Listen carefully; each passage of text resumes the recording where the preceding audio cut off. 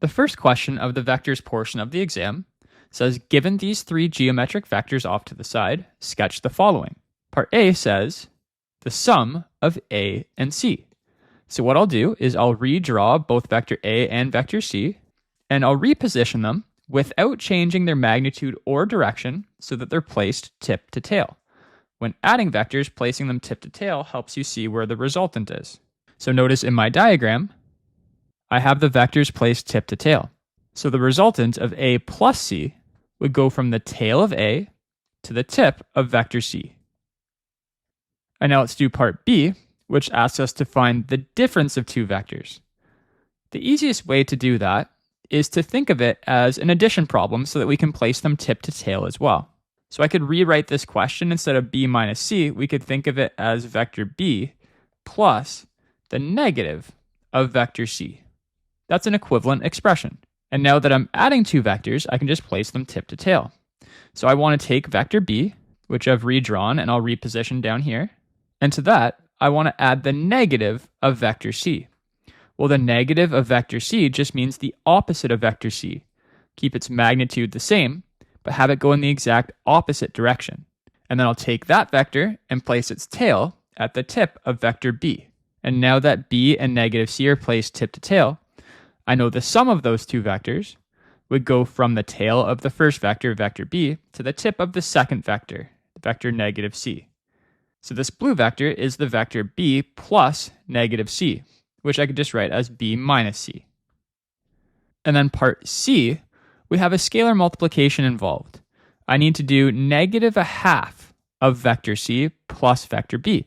So it's another sum of two vectors, but I need to do negative a half of vector C. Well, negative a half of vector C is going to be half the length of vector C and in the opposite direction. So this one here is about what negative a half vector C looks like. I'll place it here. And now to that vector, I have to add vector B. So I can just take vector B, and because I'm adding it to negative a half C, I'll take the tail of B and put it at the tip of negative a half C.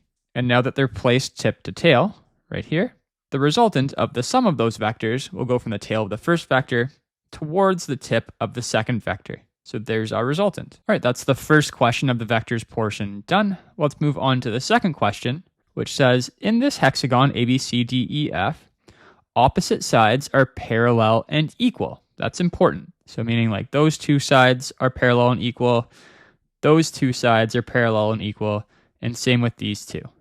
It goes on to say to let vector AB be equal to vector U, and vector FA to be equal to vector V. It also says that vector FC is equal to double vector AB. And then what the question wants us to do is express each vector in terms of just U and V. So let's start with vector CF. Going from C towards F, notice is the exact opposite of FC.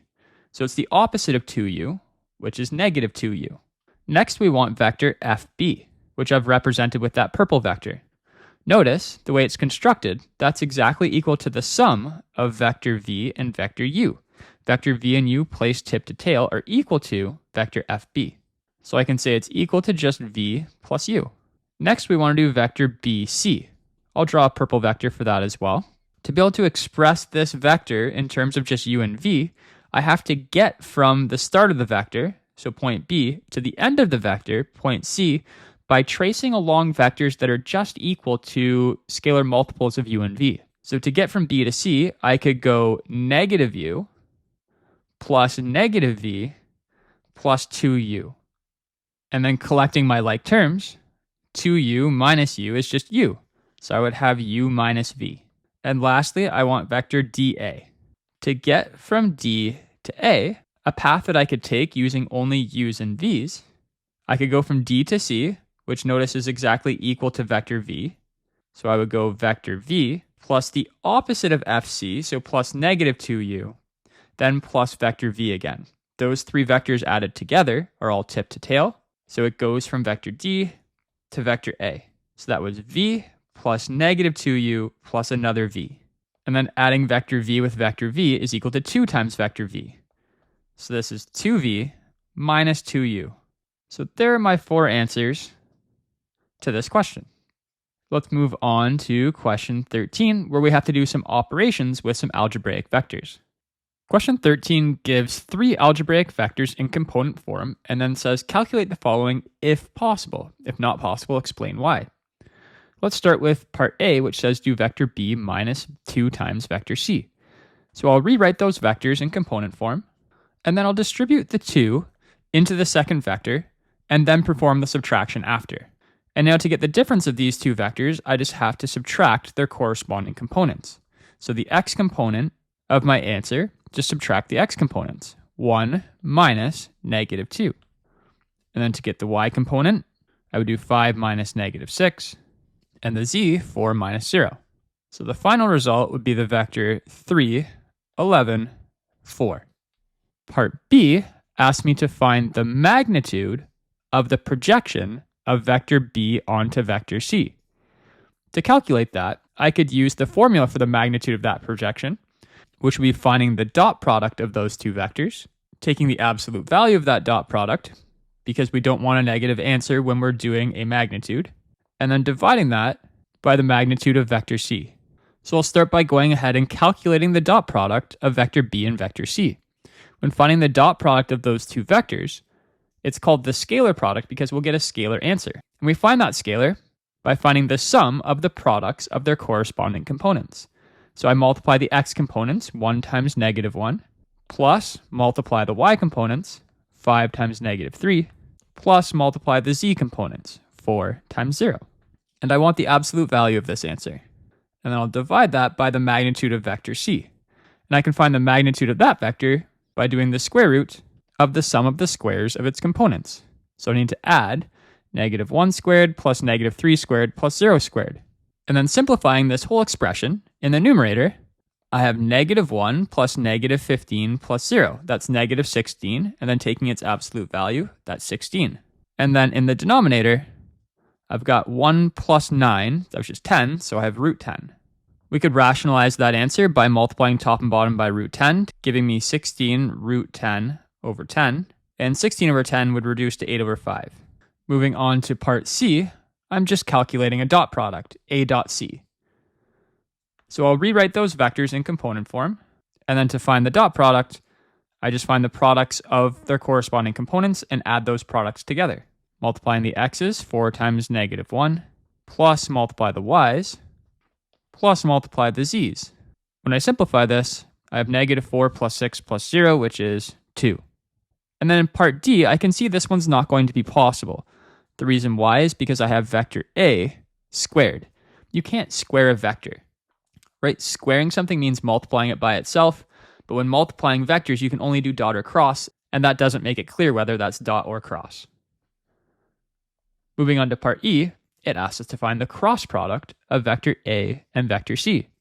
When finding a cross product, that's called the vector product because it gives us a vector that's perpendicular to both vector A and vector C. And to find that vector, I can follow an algorithm. What I'm going to do is underneath vector A and C, I'm going to write their components in a very specific order. From vector A, I'm going to write its second component, then its third, then its first, then its second. So negative 2, 1, 4, negative 2. Second component, third, first, second. And same for C. If I look at vector C, I need to do its second, third, first, second. So negative 3, 0, negative 1, negative 3. And then to find its vector product, its cross product, to get the x component, I do negative 2 times 0, and then subtract 1 times negative 3. That's how I get my x. And then to get the y, 1 times negative 1 minus 4 times 0. And then to get the z, 4 times negative 3 minus negative 2 times negative 1. And then I'll just simplify all 3 of those components. The x component, I have 0 minus negative 3, which is 3. The y component, I have negative 1 minus 0, which is negative 1. And then the z component, I have negative 12 minus 2, which is negative 14. So this is the cross product of vector A and C. That vector would be perpendicular to both A and C. Let's go to part F. Part F says, based on your previous answers in this question, Do A and C form a right angle? How do you know? So I need to look back in this question and see which of these answers will help me determine if A and C form a right angle. Well, if I look at the dot product of A and C, right here, I see the dot product is positive. If A and C were perpendicular, the dot product would have been 0. The fact that the dot product is positive means that the angle formed by A and C is less than 90 degrees. So for part F, I'll say no. And the reason why is because the dot product of A and C was not equal to 0. Let's move on to the next question, question 14. Given this parallelogram, let's start by calculating the magnitude of vector AB. If I want the magnitude of this vector, vector AB, I should start by writing that vector in component form. And to do that, we always do the coordinates of the tip of the vector minus the coordinates of the tail. So for this vector here, the tip of it is at B and the tail of it is at A. So I do the coordinates of the tip minus the coordinates of the tail. So to get the x component of vector AB, I do the x coordinate of the tip, 1, minus the x coordinate of the tail, 3. So I do 1 minus 3, which is negative 2. And then for the y component of vector AB, y coordinate of the tip, 2 minus y coordinate of the tail, negative 1. 2 minus negative 1 is 3. And then same for the z, negative 4 minus 2 is negative 6. So that's vector AB in component form. And now I need to find its magnitude. Using the formula for the magnitude of a vector, I know it's equal to the square root of the x component squared plus the y component squared plus the z component squared. So that would be equal to the square root of 4 plus 9 plus 36. That's the square root of 49, which is 7. Part B says find the area of this parallelogram. Well, if I want the whole area of this parallelogram, the area of a parallelogram is base times height.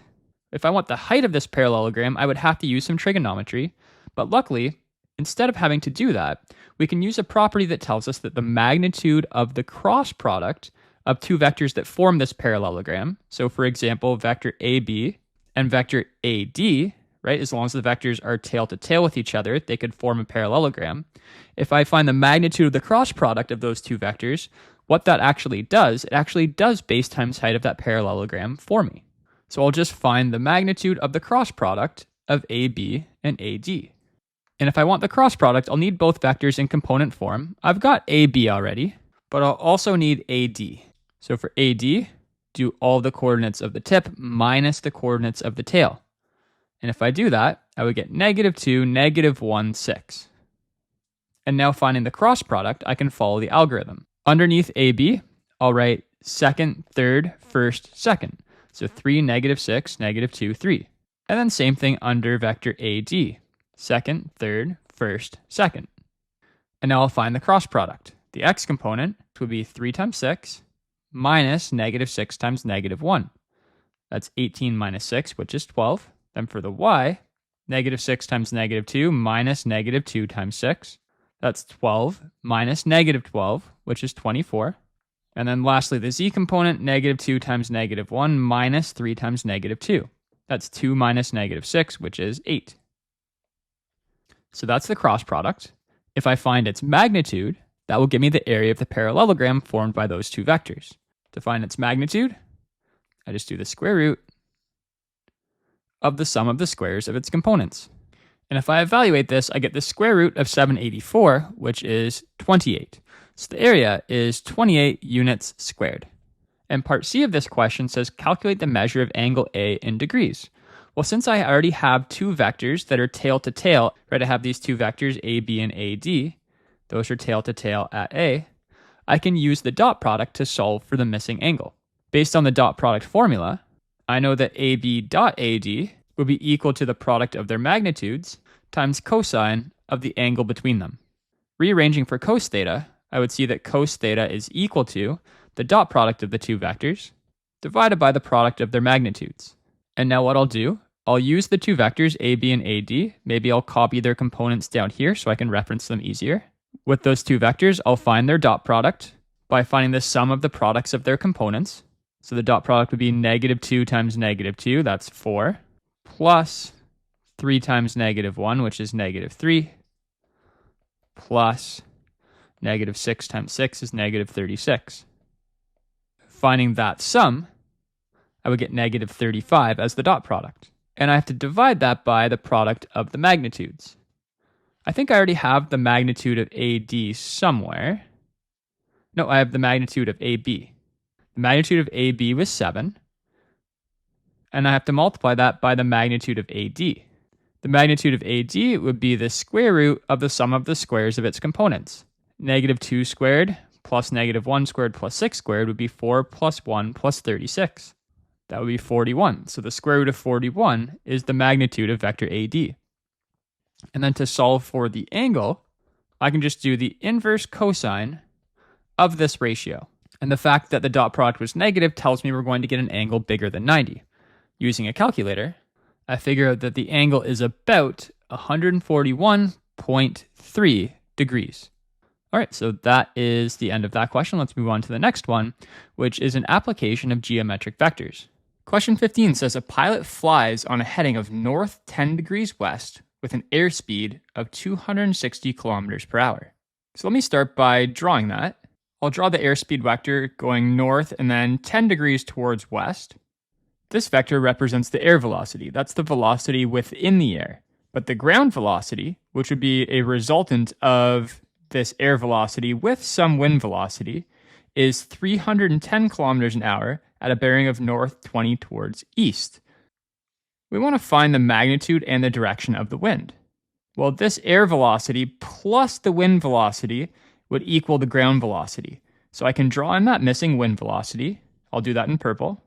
Notice the air velocity and wind velocity are placed tip to tail, showing that the ground velocity, which goes from the tail of the first vector to the tip of the second vector, is the resultant of the two of them. And now I need to find the magnitude and direction of that wind velocity. We'll start by finding the magnitude. In this triangle, since I know two sides and the angle contained by those two sides, cosine law would allow me to find the length of the side opposite from the known angle. And cosine law would say that the magnitude of W squared is equal to the sum of the squares of the two known sides minus 2 times their product times cosine of the contained angle, which was 30 degrees. I'll evaluate the right side using a calculator to get an approximate value, and then I'll remember to square root it so that I figure out what the magnitude of W is equal to. And if I do that, I get about 155.23 kilometers per hour. So that's the magnitude of the wind, but we also need its direction. Any vector that I want the direction of, what I like to do is I like to take that vector and redraw it so its tail is at the origin. So I'll redraw that vector W, keeping its magnitude and direction the same, but place its tail down at the origin. And now I can see that this vector is north a certain amount of degrees towards east. If I could find this angle down in here, which I will call theta, I can see that it would be north 20 plus theta towards east. And then based on a parallel line theorem, the z pattern, I know that this angle up here would also be equal to theta. And I could use cosine law to find this missing angle inside the triangle. Since I know all three sides of this triangle, you can use cosine law to find any of the angles you want. Cosine law would tell me that cosine of theta would equal, if I want this angle, start with the side across from that, so 260. So do 260 squared, minus the squares of the other two sides. The order of the other two don't matter. And that gets divided by negative 2 times these two sides, 310 and 155. I can evaluate this ratio and then do inverse cosine of that ratio to get the angle. And it's about 56.9 degrees. So I can now use that information to state the final answer. The velocity of the wind is 155.23 kilometers per hour at a heading of north 20 plus 56.9 towards east. So 76.9 towards east. And there's the final answer. Question 16 gives me the magnitude of two vectors, vector u and vector v, and it tells me the angle between them is 40. I now need to determine an expression for a unit vector in the direction of u plus v. So I want to start by constructing a diagram to see what u plus v looks like. I don't know the directions of either u or v, but I know the angle between them is 40. So I'll draw two vectors who, when tail to tail, are separated by an angle of 40 degrees. And now I want to see what the sum of these vectors looks like. When adding vectors, they have to be placed tip to tail, and right now they're tail to tail. So I'll redraw vector v so its tail is at the tip of u. Now that they're tip to tail, the sum of u plus v would go from the tail of u to the tip of v. And now what I want to do is find an expression for a unit vector that goes in that direction. To do that, I'll have to figure out what is the magnitude of u plus v. And then once I know its magnitude, I can create a unit vector, which has a magnitude of 1, by just multiplying u plus v by 1 over its magnitude. So let's find the magnitude of u plus v first. Focusing on this triangle, I need to know 3 pieces of information in that triangle to be able to solve for a missing side. Right now, I just know those 2 sides. But using a parallel line theorem, I could come up with that angle. Right? Those 2 vectors are the same vector, so they're parallel, and they're connected by that line. Angles inside this C pattern are going to add up to 180 degrees. This has to be 140 degrees. And now that I have 2 sides, and the angle contained by those 2 sides, cosine law could be used to find the length of the side opposite from the contained angle. So cosine law would look like this. Using a calculator, I could figure out that the approximate value for the magnitude of vector u plus v is about 15.1 units. What I want to do is create a vector that goes in this direction but has a length of 1. Right, u plus v has a length of 15.1. So I have to shrink its length so it has a length of 1. So that vector will look something just like this. It needs to be in that same direction but with a length of 1. So how can I shrink its length to be 1? I can just multiply it by 1 over its own magnitude. So my final answer for the unit vector in the direction of u plus v would be 1 over 15.1 times vector u plus v.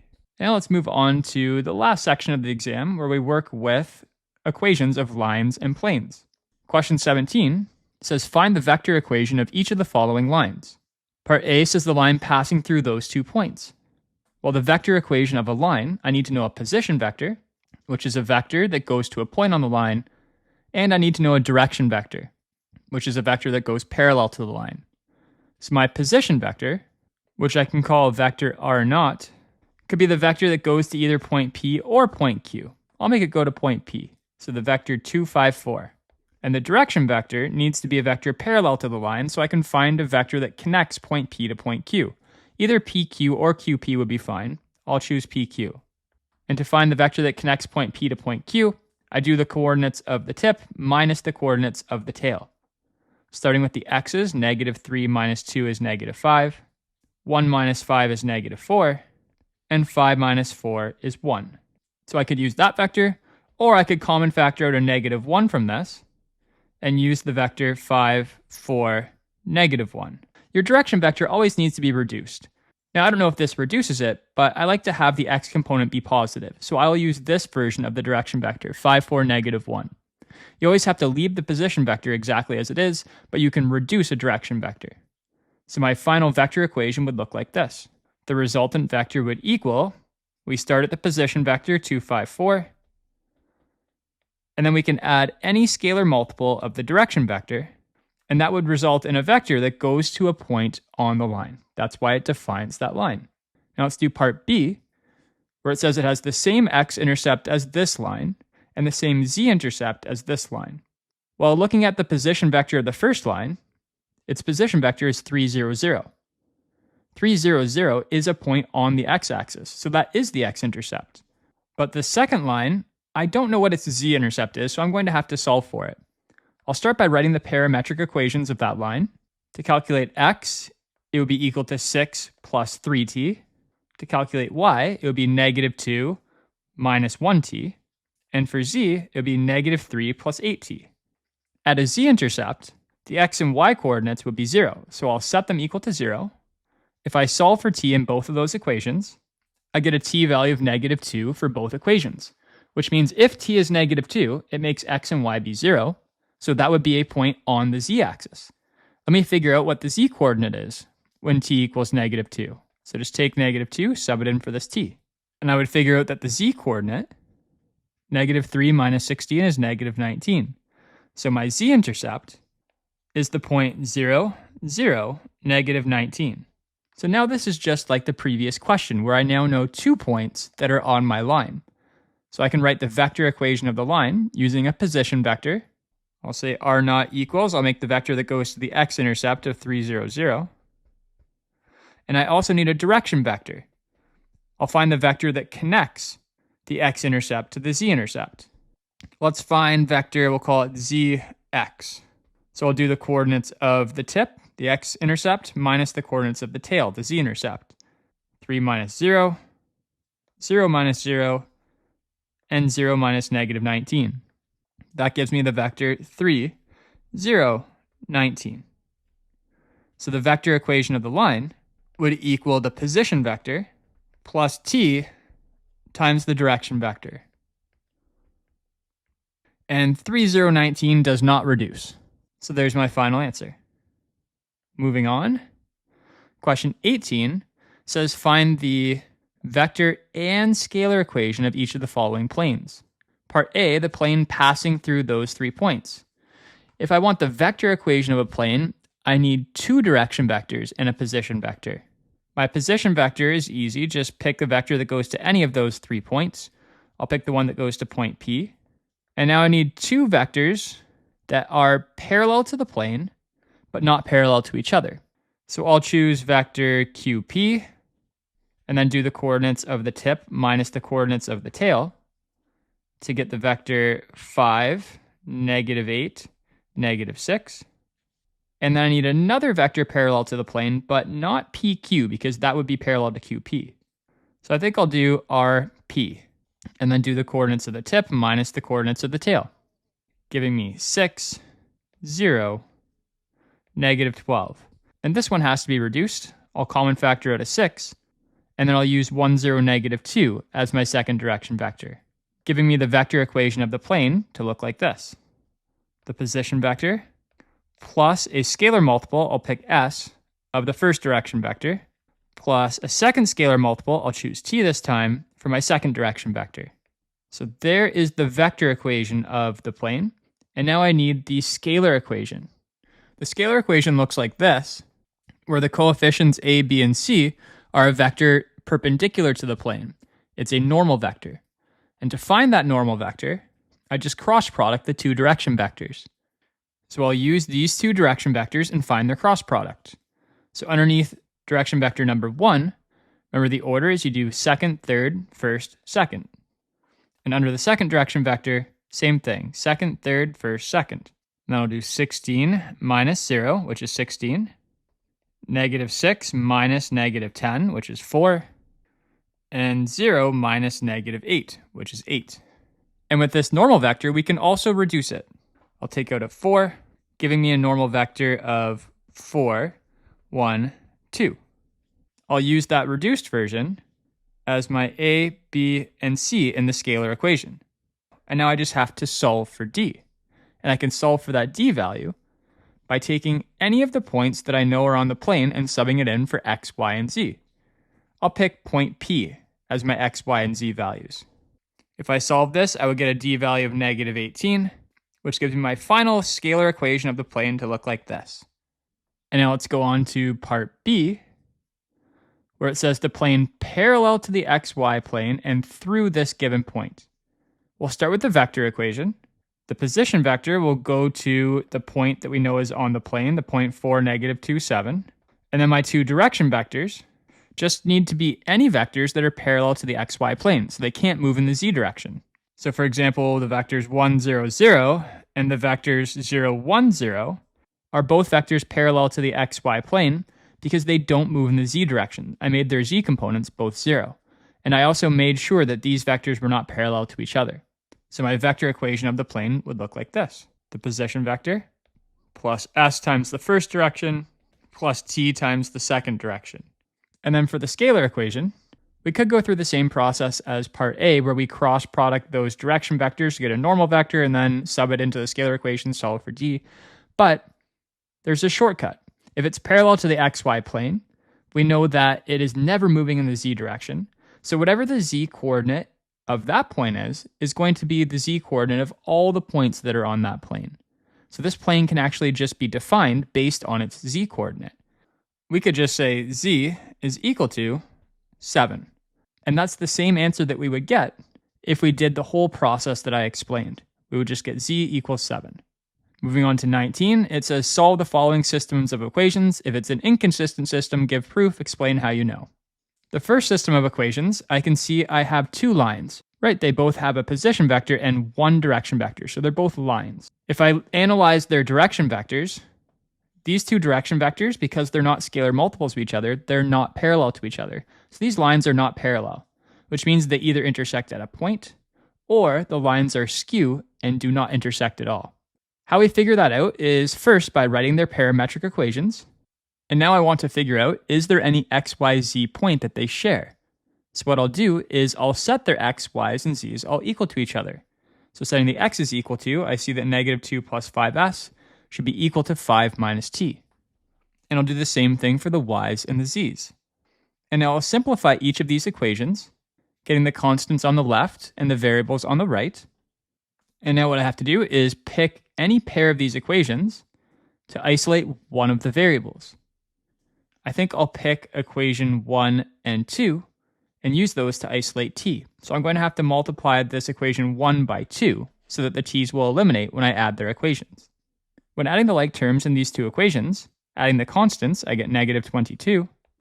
Negative 2t plus 2t is 0, they eliminate, and then negative 10s plus negative 1s is negative 11s, which means s must equal 2. And then I could use that answer for s to be able to solve for t by subbing that answer for s into either of the equations I used to solve for it. I'll sub it into equation number 2. Solving this equation, negative 6 would equal 2t, which means t is negative 3. So what I figured out is these values of s and t satisfy equation 1 and 2, right? Those are the equations I used to solve for s and t. So when s is 2 and t is negative 3, equation 1 and 2 came from the x's and the y's being set equal. So I know when s and t are those values, I know x and y are the same. But are the z coordinates also the same? To figure that out, I would have to take these values of 2 and negative 3 and check them in the third equation to see if it satisfies the third equation as well, making the z coordinates also equal. So I'll check both of those values in equation 3. I'll do a left side, right side check. Since left side equals right side, I know those values of s and t make all three of the coordinates be equal to each other, meaning they do intersect at a single point. And to figure out that point, I can take either the s or t value and sub it into its corresponding equation to get the point of intersection. If this left side and right side were not equal to each other in this check, we would say the lines are skew and there is no point of intersection. But because it was equal, there is a point. So what I'll do is I'll take this s value of 2 and sub it into the equation that has the scalar multiple s, line 1. So let me copy the parametric equations of that line. And I will change those s's to 2. And when doing that, I get 8, 2, 3. So the point of intersection is the point 8, 2, 3. And something useful to do would be to verify that when using that t value of negative 3 into this equation here, we would get that exact same point 8, 2, 3. And now let's move on to the second question, part B. This time we have the scalar equation of 3 planes. I would start by analyzing their normals, which are the coefficients of x, y, and z. I've got 1, negative 5, 2 in the first plane, 1, 7, negative 2 in the second plane, and 8, 5, 1 in the third plane. None of those are scalar multiples of each other, so none of these planes are parallel to each other, meaning they could all intersect at a single point, they could all intersect in a single line, or they could intersect in different pairs of lines. The only way we'll figure that out is if we start doing some elimination. So I'm going to pick 2 different pairs of planes and eliminate the same variable in both pairs. It looks like the z's would be easiest to eliminate. So in plane 1 and 2, I'll eliminate z, and I can do that just by adding their equations. I'll get 2x plus 2y equals 4. And now I need to pick another pair, so either 1 and 3 or 2 and 3, and eliminate the z's again. I think I'll do 1 and 3. I'll have to multiply equation 3 by 2 so that the z's have the same coefficient. And then I'll subtract these equations to eliminate the z's, giving me negative 15x minus 15y equals negative 30. So I've made 2 new equations. I'll call them equation 4 and equation 5. These two equations both tell me that both pairs of planes, 1 and 2 and 1 and 3, both intersect in a line. So now what we have to do is we need to compare those lines. So we'll see if those lines intersect. So if we now try and solve the system that involves these two equations, if we're able to get an answer, we would know that the planes all intersect at a single point because these two lines cross at a single point. But these two lines might be parallel and coincident, meaning all three planes intersect in a single line, or they could be parallel and distinct, meaning the planes intersect in different pairs of lines. Let's try and eliminate the x's using these two equations. So I'll multiply equation 4 by 15, and I'll multiply equation 5 by 2. If I add these two equations together, I would just get 0 equals 0, which tells me that these are the same line. So all three planes intersect in the same line, and I need to find the equation of that line. And I can find that equation by, with these two variables that were left, I can set a free variable. So I'll say let x equal t. And if x equals t, then I now have 2 times t plus 2y equals 4. And now I can write y in terms of t, moving the 2t over, and then dividing the 2, I see y is equal to 2 minus t.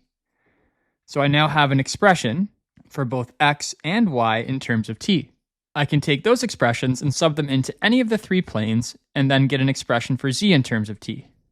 I'll sub it into plane 1. I'll distribute this negative 5. I have 6t plus 2z equals 20. I'll move the 6t to the other side, meaning z is equal to 10 minus 3t.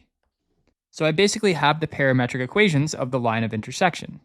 And instead of the parametric equations, I could also write the vector equation by using the constants, so 0, 2, and 10 as the position vector, and then the coefficients of t as the direction vector, so 1, -1, and -3. So either of those formats would be acceptable for the final answer.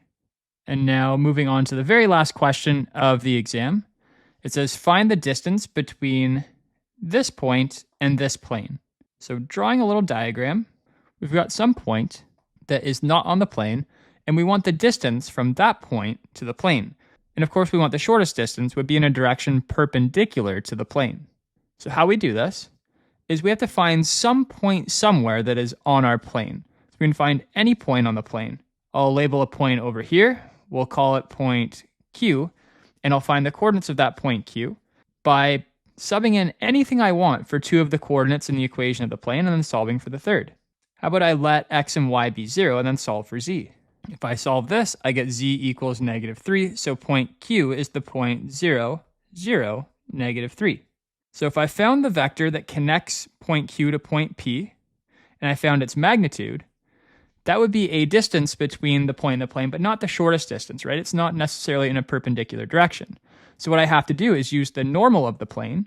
The normal, remember, is the coefficients of x, y, and z in the scalar equation, so 2, 4, -3. And what I can do is I can find the magnitude of the projection of QP projected onto vector n. And the magnitude of that vector would be the shortest distance to the plane. So let's find the magnitude of that projection. Using my formula for the magnitude of the projection, I would do the dot product of QP and n, take its absolute value, and then divide it by the magnitude of n. And before I use this formula, maybe I should jot down what vectors QP and n are. QP would be the vector that goes from point Q to point P, so do tip minus tail, so the coordinates of P minus the coordinates of Q, giving me 7, -3, 5. And vector n is the normal vector, which I get from the coefficients of the scalar equation, 2, 4, -3. So I'll use those vectors in my projection formula. So into my projection formula, I'll need to find their dot product by finding the sum of the products of their corresponding components. So 7 times 2 is 14, plus -3 times 4 is -12, plus 5 times -3 is -15. And I'll need the absolute value of that. Divide that by the magnitude of n, which would be the square root of the sum of the squares of its components. So 2 squared plus 4 squared plus -3 squared. So this would give me 13 divided by the square root of 29, which has an approximate value of about 2.414 units. So that's the end of the Calculus and Vectors exam. Hopefully the video helped you, and I'd encourage you to try the practice exam again, and also I have lots of other review practice questions available for you to get ready for your exams. Jensen Math!